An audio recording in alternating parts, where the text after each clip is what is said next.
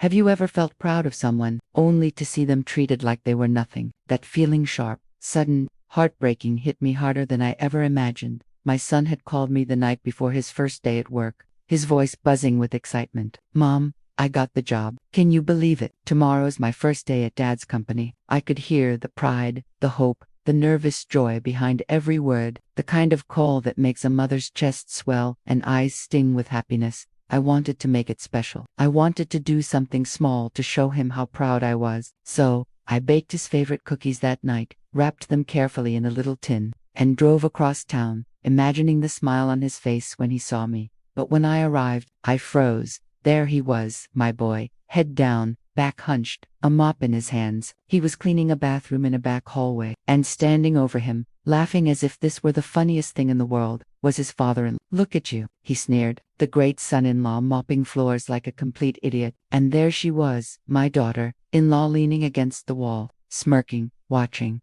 waiting. My son's eyes flicked up at me briefly, a shadow of shame crossing his face. I could see the struggle to hold back tears. I didn't say a word. I set the cookies down quietly and walked outside. Not a scream, not a confrontation, just a calm, steady exit. Because sometimes, the loudest power is the quietest. I pulled out my phone and called the only person who could truly change the situation, not with anger, not with theatrics, but with the strength of truth and the authority to enforce it.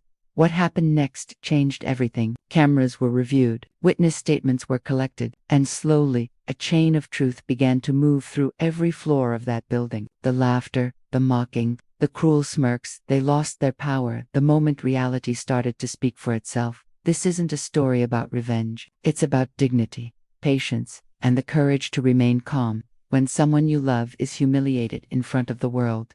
My son had always been full of energy and ambition. Since he was a child, he approached every task with care and determination. Whether it was school, sports, or small jobs during college, he never shied away from hard work. That's why this day hurt so much, because the people who were supposed to welcome him instead chose cruelty.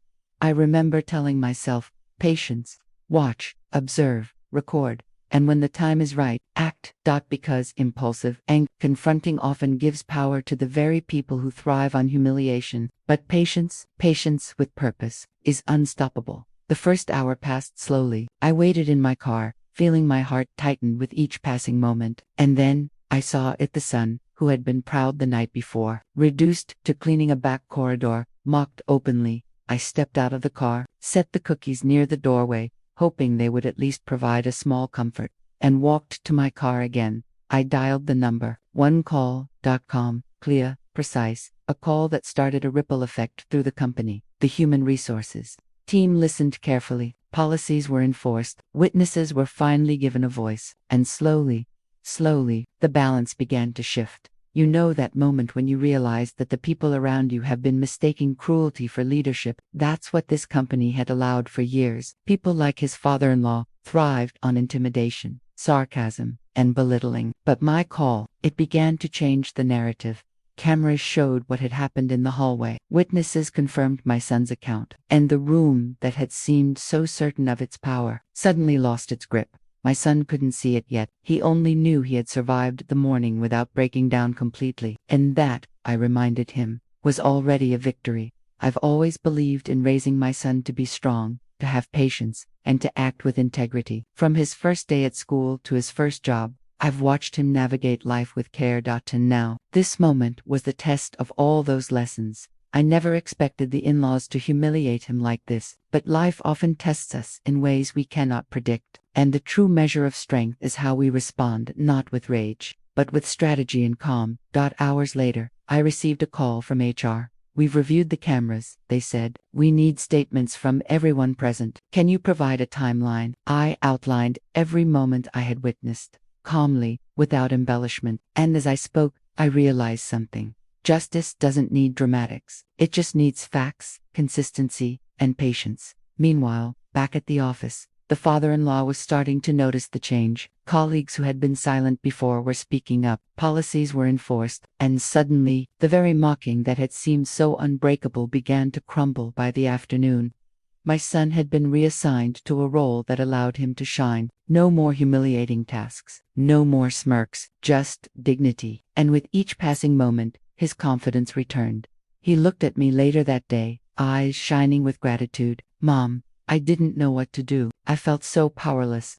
I held his hand and said softly, "You were never powerless. You just needed someone to stand with you." Sometimes, the quietest support has the loudest impact. This story is a reminder. Dignity cannot be taken away. Cruelty cannot hide forever. And sometimes, the most powerful actions are quiet, steady, and deliberate. If you've ever been belittled at work, if you've ever watched someone you love suffer in silence, remember this. Patience, proof, and strategic action are more powerful than any outburst of anger. And sometimes, one quiet phone call can change everything by the end of that week. My son was thriving, his skills were appreciated, his work recognized, and as for those who had tried to humiliate him, they learned a lesson they wouldn't forget. It wasn't revenge, it was dignity restored, justice served quietly, firmly, and without theatrics. And for my son and me, it was a reminder that respect is never optional and that sometimes courage is silent. Have you ever stood by someone quietly and seen justice happen? Share your story. Tell me where you're watching from, and subscribe, because the next story will remind you why courage isn't always loud, and respect is never optional.